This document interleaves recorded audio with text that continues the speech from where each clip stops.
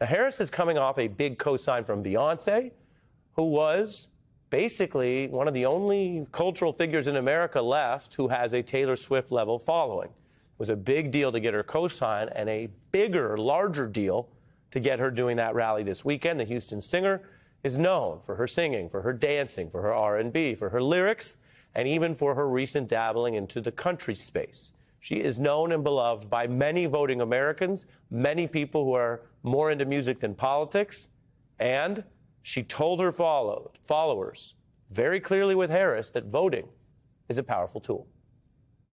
For all the men and women in this room and watching around the country, we need you. Your voice has power and magnitude. Your vote is one of the most valuable tools, and we need you. Men across America do not want to see their daughters and wives and sisters and mothers put at risk because their rights have been taken. I see the men here, and I thank you. The men of America don't want this. That was just some of that powerful rally and the appeal. Now, you may recall we headed into the weekend covering these growing objections to the double standard in this race. It is a point that was raised, for example, by Charlemagne in criticizing CNN on their air. This narrative where Kamala Harris is pressed on policy details or word choice or her precise distinctions of what she would do differently from the Biden first term, which are, of course, fair questions. We've asked some of them in reasonable ways, but that is put on par or on balance with Trump just blatantly vowing to abuse power, gut the DOJ, cancel his own planned trial, deploy military force inside the U.S., prosecute critics, target American citizens as, quote, enemies, deride America as a, quote, trash heap, threaten the free press, and do all this while hosting blatantly racist, demonizing events, including this almost ineffable rally last night as part of his closing message. Now, we're going to get to that rally in a way, although I won't be airing parts of it on this program. But it was that contrast, which I think is front of mind for many people, which Michelle Obama really laid into at her Harris rally.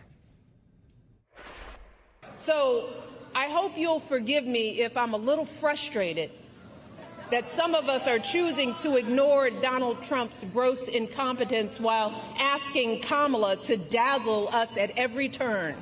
I hope that you'll forgive me if I'm a little angry that we are indifferent to his erratic behavior, his obvious mental decline, his history as a convicted felon, a known slumlord, a predator found liable for sexual abuse, all of this, while we pick apart Kamala's answers from interviews that he doesn't even have the courage to do.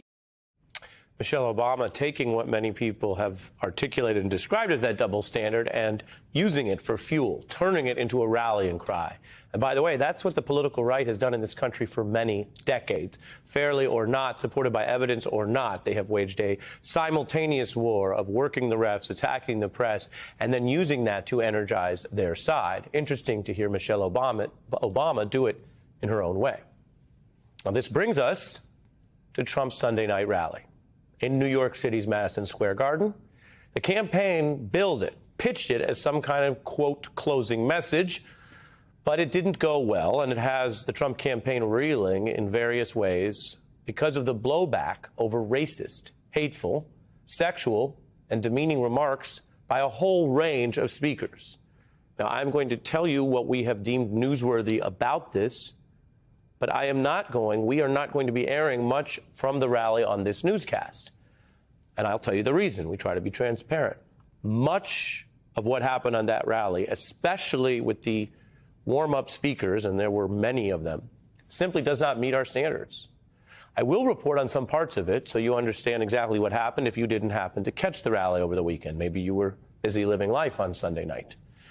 I will start with Tony Hinchcliffe, who offered what he billed as jokes, but were claims about how he says Latinos have sex, how he dubbed Puerto Rico a floating island of garbage, as the Times put it, how he made a racist reference to black people and watermelon. That speaker alone driving an absolute onslaught of bad press and headlines. And, of course, that not only looks bad, it distracts from what the campaign said was their closing message. Of course, the things that they're getting in trouble for are part of Donald Trump's closing message. He recently himself called America a garbage can for the world based on his views of immigration. He's doubled down on attacking opponents as the enemy within. He did that last night. I can tell you that most of the extreme vile attacks came from the assorted speakers that the campaign had handpicked for their big closing rally. And so one thing that's happening today is a kind of faux distancing from the campaign to its handpicked speakers that's familiar to anyone who's spent any time on the political internet, where you see trolls, maybe even people you know, repost some hateful material or just ask insulting questions and then claim they're not endorsing those positions. They're just, putting that bile out into the world. Now, I will summarize, according to reports, some of what we heard without re-airing it. One of those warm-up speakers literally called Harris the Antichrist, another the devil, another saying she had pimp handlers, as a New York Times account summarized, another claiming Democrats are degenerates, lowlives, Jew haters. Every one of them is that quote.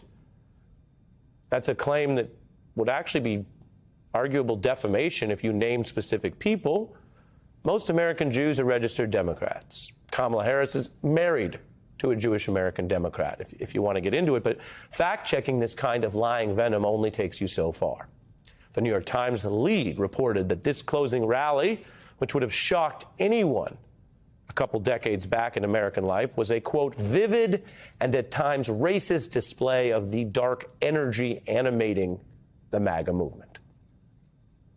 Now, as for the campaigning around all this, there are times where Kamala Harris has tried to transcend or glide past the so-called Trump show to make sure she's pushing her own message. There are other times where she's drawn attention to Donald Trump's extremism and hate, saying take him seriously to voters. That's what she did at their one and only debate, baiting him into certain topics that relate to his conduct that she wanted to draw attention to. And we can tell you with the fallout from this rally today, Harris took that second path, arguing that Trump's extreme rally, with the personal grievances and the hate and the vile speakers, actually confirms one of her core critiques of why she says he is unfit to lead. Donald Trump's event in Madison Square Garden really highlighted a point that I've been making throughout this campaign. He is focused and actually fixated on his grievances, on himself, and on dividing our country. It is absolutely something that is intended to and is fanning the fuel of trying to divide our country. That fuel to divide us. Well, fuel can power any number of reactions. One of the most popular artists on the planet, Puerto Rican star Bad Bunny, he responded to last night's attack that I just told you about by sending out a new Harris video to his 46 million followers online. Many of them live in the continental United States. They can vote right now, in a legal contrast to the island population. And the comparison was stark to Harris campaigning Sunday at a Puerto Rican restaurant in Pennsylvania, which boasts a voting population of about 500,000 people of Puerto Rican descent. So now you know a bit about what that rally was like without having to rehear every claim, attack, and supposed joke that was peddled. All right. Now, on the politics of it all, the messaging and the PR of the Trump show, there are people who ask whether every Trump scandal is still a kind of gambit for attention that works in his favor. Is this that? He certainly got attention for the rally.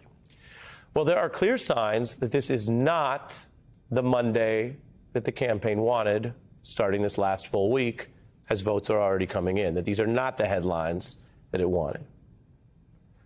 Remember, Donald Trump leads a kind of political style which never apologizes, never walks away from a fight, no matter what he and his team are accused of, including a literal insurrection. That's their mood. We know that by now. But here's something you might not have heard yet, depending on how closely you followed the news or your phone today. The Trump campaign has taken the rare step for them of trying to run away from the very speakers it booked for that big rally last night. A campaign aide going on record to now say the line calling Puerto Rico an island of trash, quote, does not reflect the views of President Trump or the campaign. Except that it does. But politically, that is the quote, the sound of a campaign doing damage control, not triumphantly embracing the outrage or the controversy or the spectacle of another over-the-top event that you can't handle and you don't get our vibe and we were just joking and that's just how we are and everyone's PC snowflakes and look at Hulk, isn't he a neat person to choose the next president or whatever? It's not that at all. What they're doing, having assessed the reaction, is what candidates and politicians do. Even someone like Donald Trump, who's always telling you and proclaiming that he's so different. Well, he's been a politician for a minute now. He served in the highest office of the land. He's on his third campaign. He's gotten the hang of running these campaigns in his own way, even if he's never actually won more votes than the other candidate. He's lost the total vote. He's come in second in the total number of American votes both times he's ran. But he and his team do know that when you mess up enough, you're always better off walking away than sticking to it, even if your larger Uber message is you never walk away. And so they're walking away from part of last night. Why is that? And what does that say about both the hate, what the New York Times called the misogyny and racism that was laid so bare last night? What does it say about that and what it takes to do something Donald Trump has never done, which is get above 47% of the country's support?